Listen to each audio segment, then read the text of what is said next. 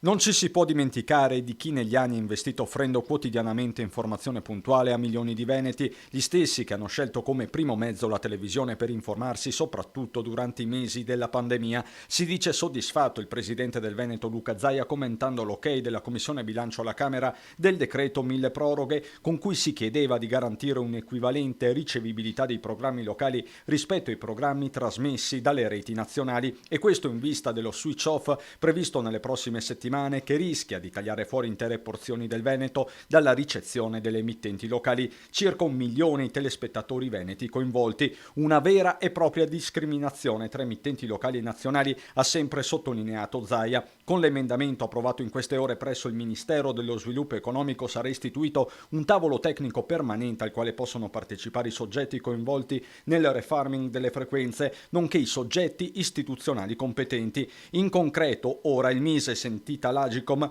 potrà avviare un'istruttoria sui concreti progetti di rete degli operatori assegnatari. Il passaggio alle nuove frequenze del Veneto e quindi la risintonizzazione dei canali dovrebbe iniziare il prossimo 24 febbraio nell'area bellunese e concludersi il 10 marzo con il completamento dell'area in pianura. Due le priorità per Zaia in questa delicatissima fase: salvaguardare i diritti costituzionali del lavoro e il pluralismo di informazione.